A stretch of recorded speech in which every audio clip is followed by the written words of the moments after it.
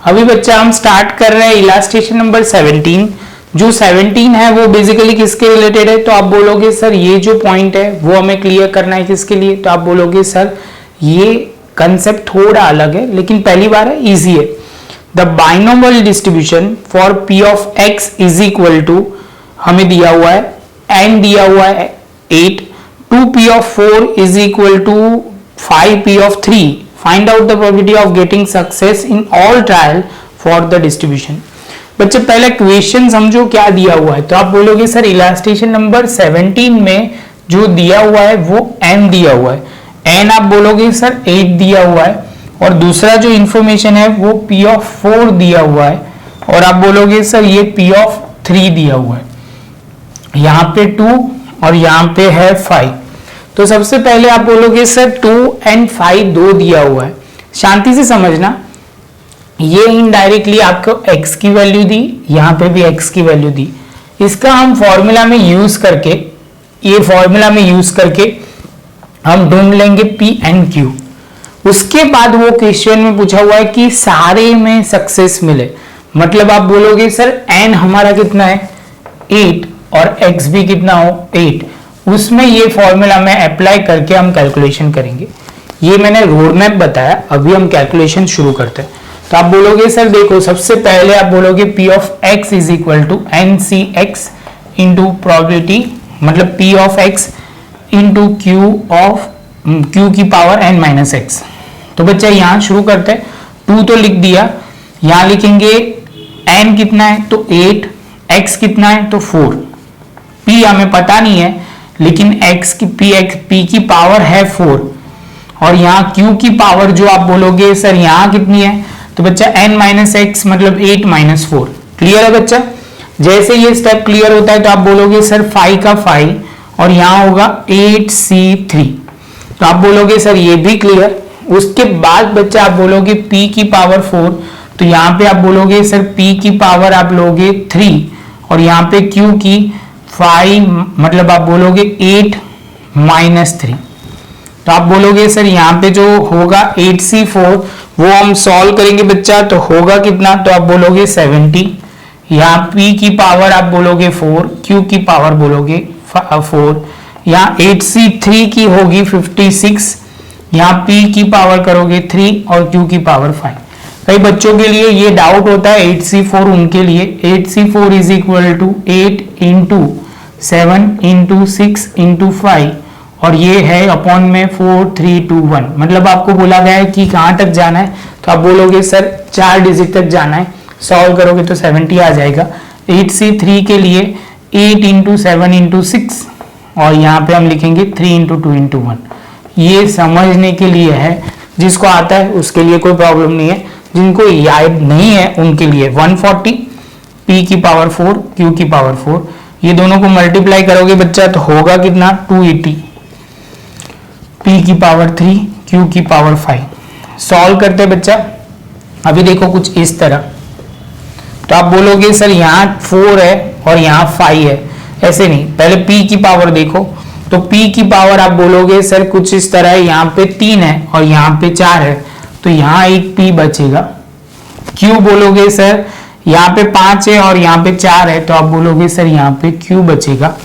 यहाँ पे 280 है और ये 140 है, तो 280 डिवाइड बाय 140 करोगे बच्चा तो 2 आएगा, तो आप बोलोगे सर यहाँ मैं 2 लिख दूंगा।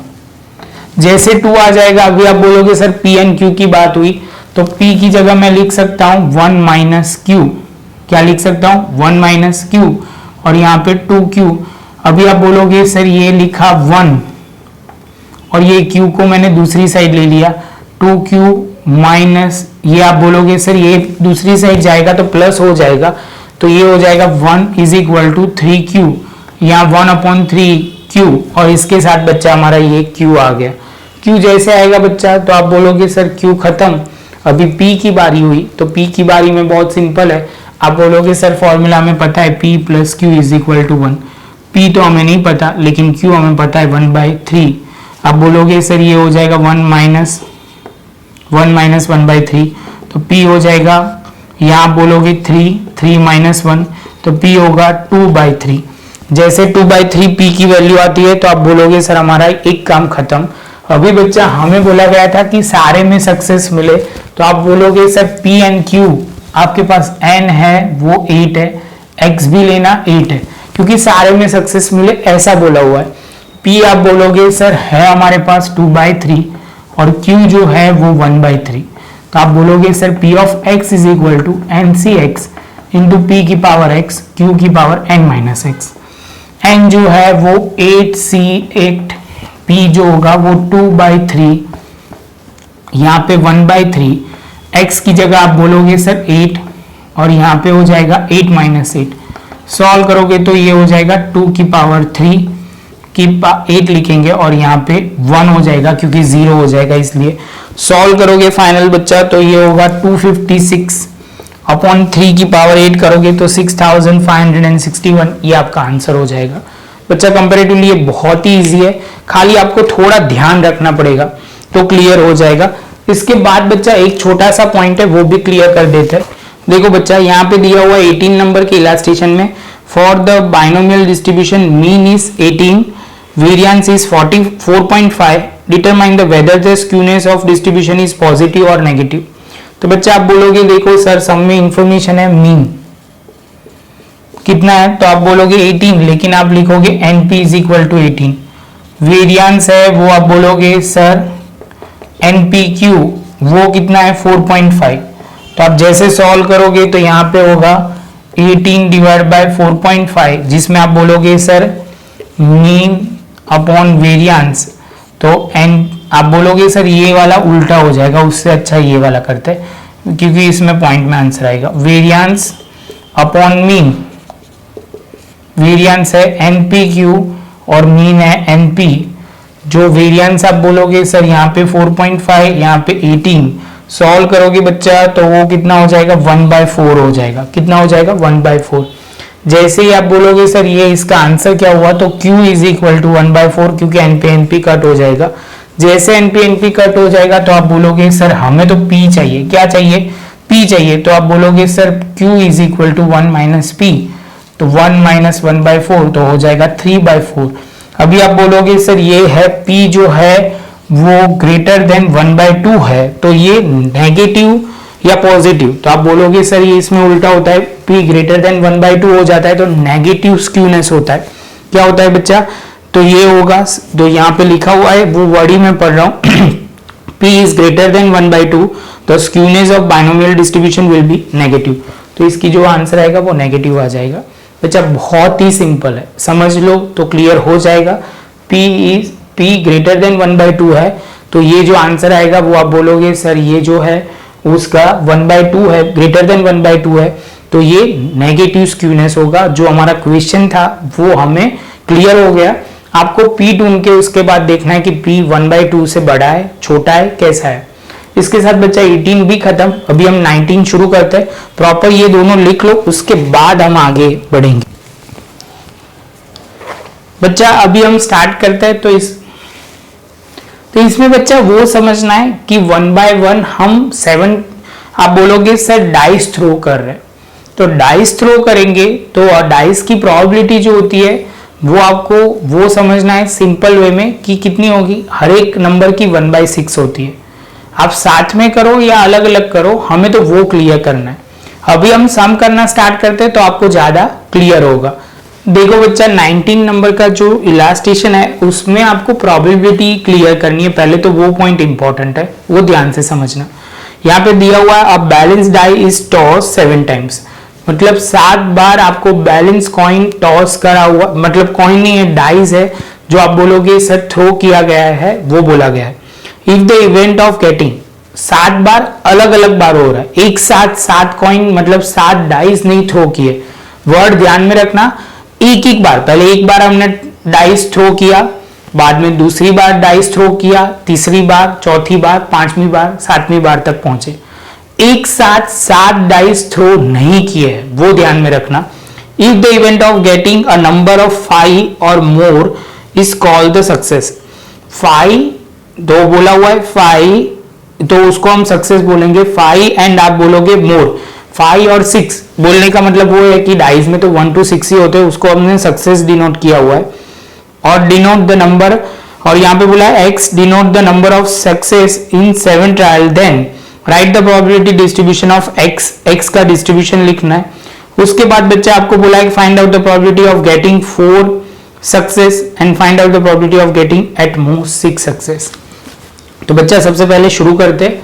ये समझ लो कि एक डाइस थ्रो करते हो तो आप बोलोगे सर इसमें सिंपल आपको जो बोला जाएगा सैंपल स्पेस वो 1 2 3 4 5 6 एक डाइस थ्रो करता हूं। बच्चा ध्यान में या ध्यान रखना कि मैं बोल रहा हूं साथ में सारे डाइस थ्रो नहीं कर रहा, मैं एक एक डाइस थ्रो कर रहा हूं।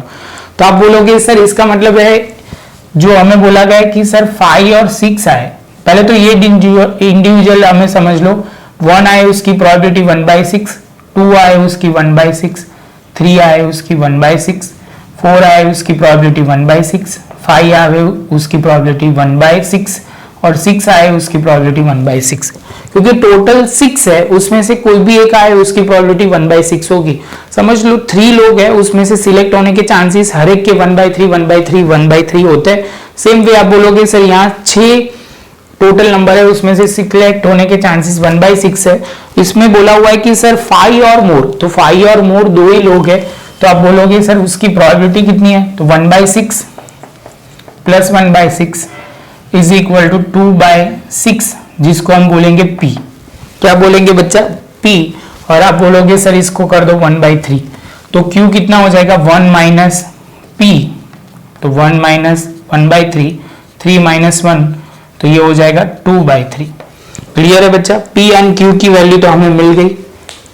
p एंड q की वैल्यू मिलने के बाद बच्चा आप बोलोगे सर यहां तक तो कोई प्रॉब्लम नहीं था, अभी जो आगे चलता है वो दिया हुआ है if the event of getting, वो वाला पॉइंट क्लियर।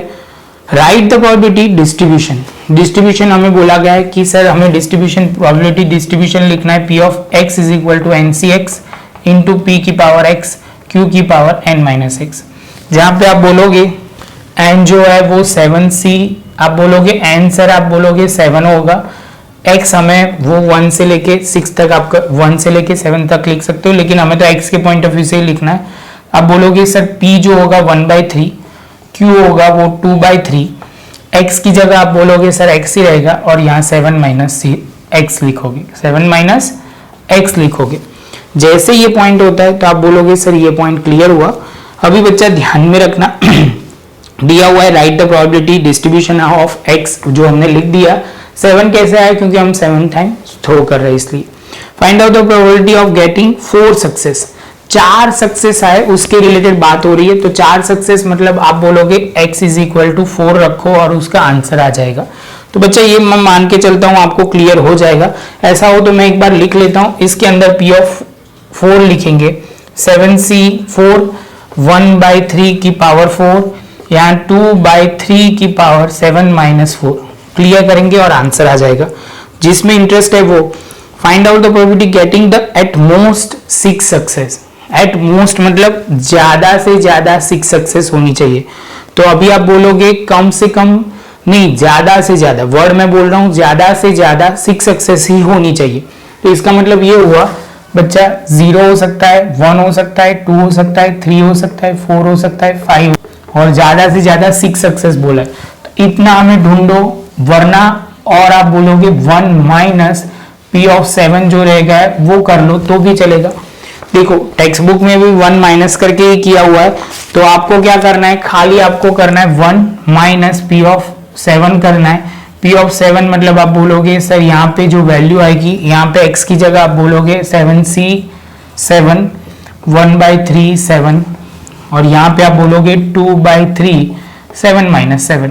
कैलकुलेशन करो बच्चा, आंसर आ जाएगा, वो बहुत ही इंपॉर्टेंट है। यहाँ पे बोला, फिर से मैं एक्सप्लेन कर देता हूँ जो जरूरत मुझे लग रही है। यहाँ ऐसा बोला हुआ है कि ज्यादा से ज्यादा 6 सक्सेस हो, तो इसका मतलब वो हुआ कि 0 हो सकता है, 1 हो सकता है, 2 हो सकता है, 3 हो सकता है, 4 हो सकता है, 5 हो सकता है, 6 होता है। इतना लिखना पड़ेगा। उससे अच्छा है कि पहले 1 माइनस कर दोगे तो वही होगा 1 माइनस 7। तो हमने कैलकुलेशन करके ऐसे भी कर सकते हैं। ये दोनों आंसर वैलिड है, कैसे भी करो आंसर तो सेम ही आएगा, वो आपको क्लियर करना है।